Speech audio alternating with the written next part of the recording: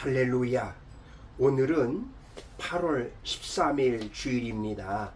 오늘은 8.15 광복절 78주년을 기념하는 기념주일이기도 합니다. 오늘 8월 13일 주일 예배 영과 진리로 드리시고 치유와 감동과 축복을 충만히 받으시기를 간절히 기도드립니다. 오늘 우리에게 주시는 하나님의 말씀은 구약성경 신명기서 32장 7절에서 14절 말씀으로 에베네셀 이러한 제목의 말씀입니다.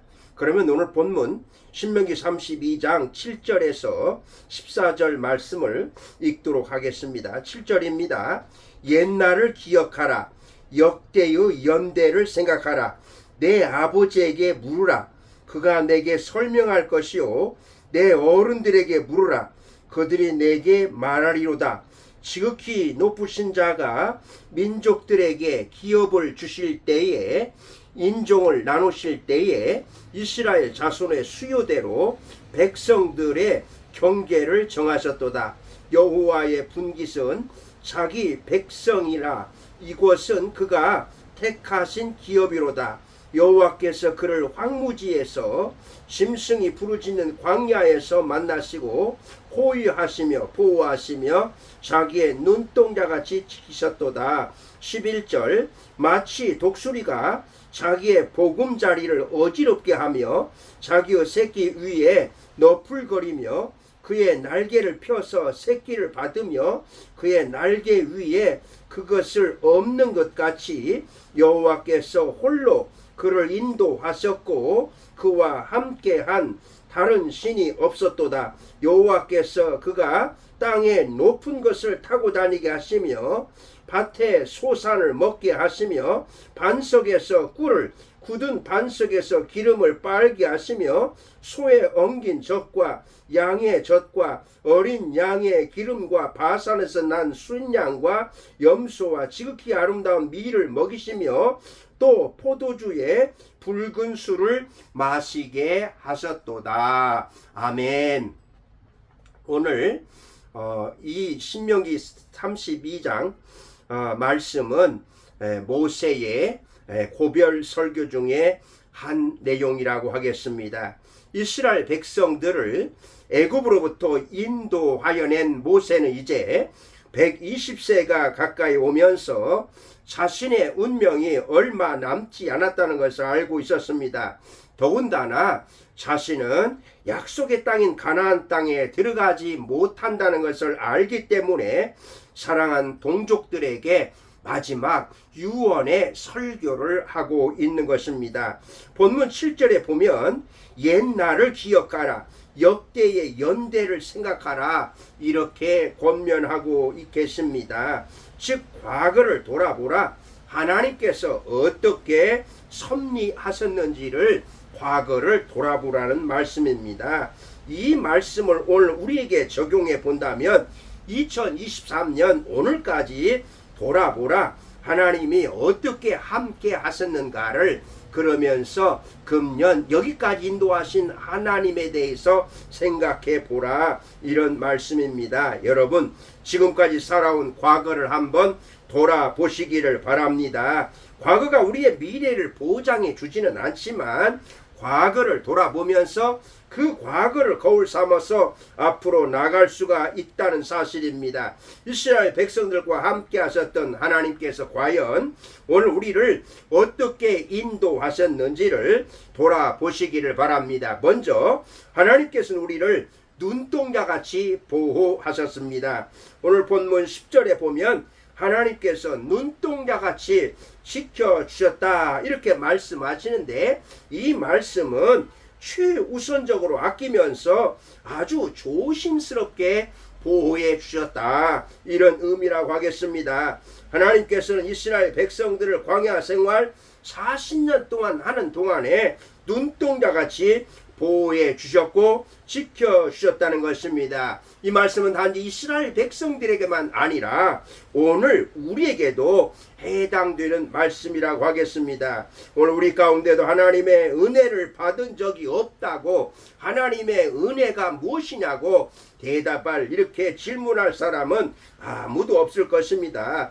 우리가 먹는 것, 마시는 것, 입는 것, 숨 쉬는 것까지 하나님의 도움이 없이는 살 수가 없다는 사실입니다. 어느 글에 보니까 성인을 기준으로 우리 인간의 심장은 하루 동안에 자그만치 103,689번을 뛴다, 이렇게 기록하고 있습니다. 밥을 먹을 때도, 일을 할 때도, 운동을 할 때도, 무식 중에도, 잠을 잘 때에도 103,689번을 뛰고 있다는 것입니다. 또 하루 동안 23,040번 숨을 쉰다는 것입니다. 여러분 놀랍지 않습니까? 내가 무슨 수고를 해서 심장이 이렇게 뛰고 있겠습니까?